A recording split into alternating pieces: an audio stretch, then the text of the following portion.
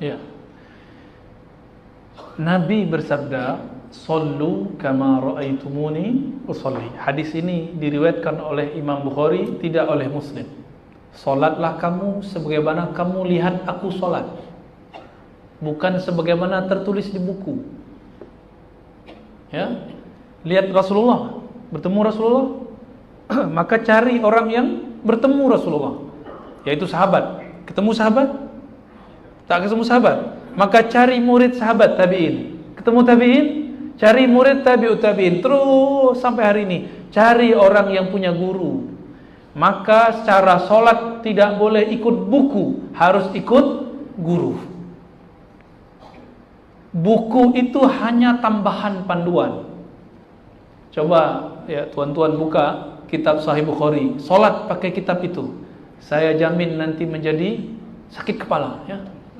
Kalau di Indonesia kita sebut pusing, di sini pusing putar-putar ya, keliling ya. Sakit kepala Pak. Kenapa? Cara takbir pun sudah lebih dari tiga riwayat lebih. Yuhazi mankibain, yuhazi uzunain. Ada yang yukabbir qabla rafa, ada yang yarfa qabla takbir. Beragam. Lebih dari 3. Bahkan Imam Bukhari tulis satu risalah hadis, risalah fi raf'il yadain. Risalah mengenai mengangkat tangan. Imam Bukhari, seandainya beliau mengutamakan buku, maka beliau tidak cari guru. Beliau cari guru berapa jumlahnya tadi? Coba diingat-ingat. 1700. Supaya apa? Beliau ingin dapat keberkahan dengan berguru. Semakin banyak guru, semakin banyak terhubung dengan Rasulullah, semakin kuat powernya. Maka kita lihat hari ini orang-orang yang terkenal namanya di zaman ini, itu hampir semua yang banyak guru di zaman dahulu. Jadi kitab sifat salat Nabi karya Syekh Albani, ghafarallahu lahu, saya tidak bilang rahimahullah saja ya, tapi kita tambah ghafarallahu lahu. Kenapa? Kitab itu di dalamnya dia mulai kitabnya itu dengan mencaci maki ulama bermazhab. Di bagian hamish footnote-nya dia kata ulama muqallidin, ulama yang taklid itu kal an'am, seperti binatang ternak. Jadi kita ini disebut binatang ternak karena kita taklid kepada Imam Syafi'i. Saya dulu anti taklid, tapi bertemu Syekh Hasan Hitu, dia sudah hafal kitab Muwatta umur 10 tahun dan telah mensyarah Sahih Muslim dari awal sampai akhir, syarah beliau sendiri. Tapi beliau kata, saya masih taklid kepada Imam Bukhari, apalagi ke Imam Syafi'i. Saya kemudian ingin tabayun, ya Syekh zidli, tambah, saya tak paham. Lalu beliau tambah, apa kata beliau? Apakah engkau tahu dari mana, cara apa, manhaj apa Imam Bukhari mensahihkan sebuah hadis? Atau karena Imam Bukhari kata ini kitab sahih, lalu kamu percaya Imam Bukhari?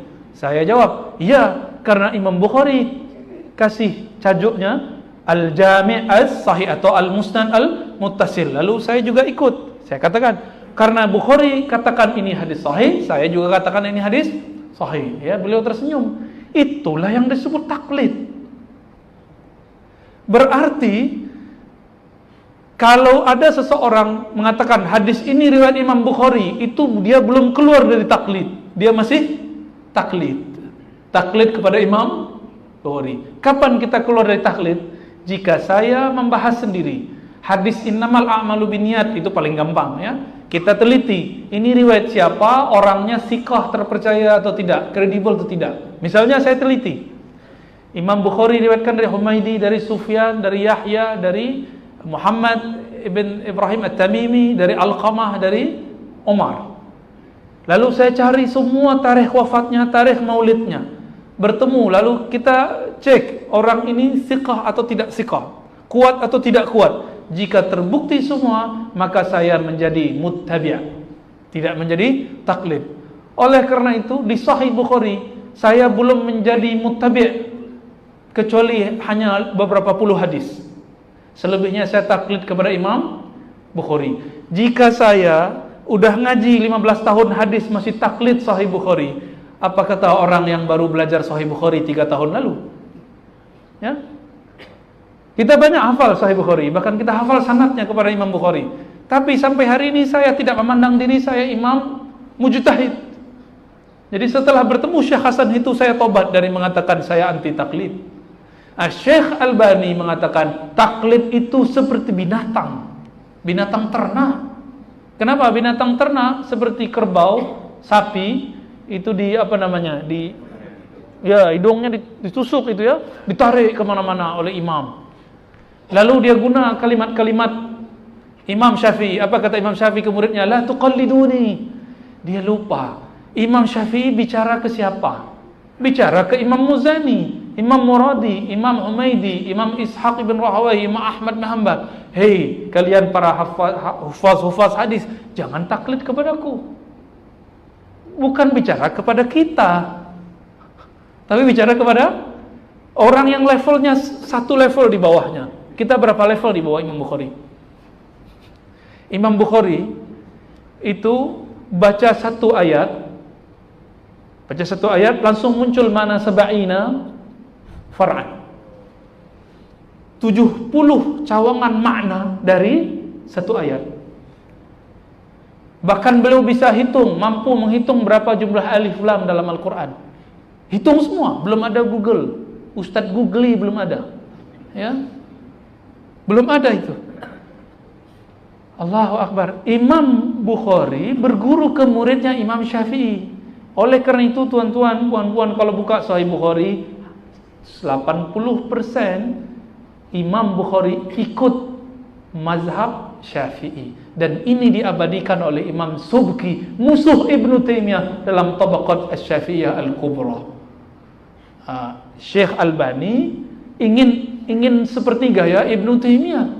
Ibnu Taimiyah hafiz Quran, hafiz sunnah. Syekh Albani tidak hafiz sunnah, tapi dia kasih judul sifat salat Nabi ka'annaka tarah, seperti seakan-akan kau melihatnya. Makanya orang yang belajar menggunakan kitab sifat salat Nabi, saya mohon maaf karena yang menerjemah orang Indonesia ya. Ya, semoga kami diampuni Allah. Tapi kita jadi tahu, siapa yang menggunakan kitab ini, maka cara salatnya akan berubah. Cara salatnya tidak seperti Nabi lagi. Kenapa? Ikut buku. Sahabat Nabi Malik bin Huwairis ya. Beliau untuk belajar sifat salat Nabi, beliau menjadi murid Nabi 20 yauman. 20 hari. 10 hari pertama belajar fisiknya Nabi, cara Nabi angkat tangan. Maka hadisnya Ibn Huwairis ini terkenal. 10 hari berikut belajar qalbunya Nabi. Apa rasa kita angkat tangan? Apa zauq ketika kita ruku? Apa rahasia baca surah Al-Fatihah? Kenapa makmum juga harus baca Fatihah? Tapi sekarang di sifat salat Nabi itu dibid'ahkan. Ya kan? Apa kata mereka? Tidak boleh baca Al-Fatihah di belakang imam. Kenapa? Idza quri'al Qur'an fastami'u lahu. Ayatnya benar, pemahaman Anda tidak benar. Jika dibacakan Quran maka dengarkan. Betul, itu di luar salat. Kenapa? Katanya ikut Bukhari. Coba buka Sahih Bukhari ya, kitab salat, bab tentang salat. Apa kata Imam Bukhari? Diriwayatkan dari Abu Hurairah. Apa riwayatnya? La salata liman lam yaqra bi Fatihatil kitab. Tidak sah salat orang yang tidak baca Fatihatul kitab jika sendiri. Maka makna kedua jika berjamaah tidak sempurna. Dijelaskan oleh Imam Syafi'i dalam Al-Um. Tidak sempurna artinya orang kalau tidak baca di belakang imam Al-Fatihah tidak terjadi munajat dialog. Karena setiap kali ayat itu dibaca Alhamdulillahirabbil alamin, Allah menjawab Majjadani abdi wa hamidani, itu jawab sampai akhir. Orang yang tidak baca ini enggak ada koneksi. Karena kita tidak bisa mewakilkan munajat kepada imam. Semua hamba harus bermunajat kepada Rabbnya. Itu jawaban Imam Syafi'i dalam kitab Al-Um. Jauh-jauh hari. Maka Imam Bukhari nukil hadis itu. Ketika ada sahabat-sahabat Nabi membaca surah ayat Al-Quran di belakang imam, Nabi kemudian selesai, selepas salam Nabi tanya, siapa yang baca Quran? di belakangku. Lalu mereka jawab, saya wahai Rasulullah. Rasulullah kemudian kasih had, jangan baca, la yaqra ahadukum, jangan kamu baca min warai, dari belakangku, illa bi fatihatil kitab, kecuali dengan surah Al-Fatihah. Tapi pertanyaannya, kalau kita ikut Sahih Bukhari, kapan kita nak baca? Sebelum imam? Saat imam baca? Atau sebelum imam? Ini yang disebut fikih. Hanya fikih mazhab yang faham itu. Oleh sebab itu, orang-orang yang mencoba membaca Sahih Bukhari lalu tinggalkan mazhab Syafi'i, pasti dia akan menjadi orang yang stres. Masuk masjid, semua orang dianggap ini ahli bid'ah, ini ahli bid'ah, ini ahli bid'ah lagi, imam kita ahli bid'ah lagi. Stres dia nanti sholatnya. Dan itulah pengalaman saya 3 tahun masuk masjid. Karena guna kitab sifat salat Nabi, saya bertobat kepada Allah ya. Namun saya terharu dengan kitab itu. Di akhir kitab saja, di akhir kitab Syekh Albani rahimahullah wa ghafarallahu lahu, dia berdoa, semoga Allah jadikan aku, Allah kumpulkan aku bersama ahli hadis. Jadi itu usaha dia. Cuma sayangnya dia berusaha tapi cara usahanya tidak baik. Ya. Dia mau menegakkan benang yang sudah basah. Dia salah-salahkan yang lain, dia tegakkan benangnya tapi sudah basah.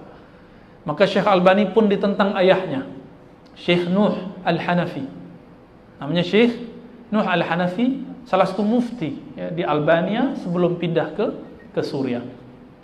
Bertentangan juga dengan Syekh Al-Buti, Syekh Wahbah Zuhaili. Bahkan dia benci sekali dengan Syekh Al-Buti, karena Syekh Al-Buti mengalahkan dia dan lebat. Dan itu perdebatannya telah ditulis terjemahannya dalam bahasa Indonesia. Sila dicari ya, saya pun sudah lupa judulnya apa ya. Mirip dulu dialog antara Ibnu Athaillah dengan Ibnu Taimiyah, mirip sekali. Isinya pun tidak jauh beda. Begitu Pak. Jadi saya tidak sarankan guna kitab sifat salat Nabi. Kalau mau cari buku bahasa Indonesia, cari buku Khatib Sulaiman ya, fikih Islam, itu bagus. Kalau mampu berbahasa Arab, baca Fathul Mu'in, Matan Abi Syuja', Al-Muhazzab ya, juga karya-karya Imam Nawawi, semuanya mu'tamad ya. Cari kitab yang mu'tamad ya, Kifayatul Akhyar, talaki dari ulama kita. Guru-guru kita di surau-surau, mereka semuanya bersanad, tapi sanad fikrah, sanad amal, tidak punya sanad ijazah. Tak masalah, yang penting sholatnya masih bermazhab Syafi'i. Silakan.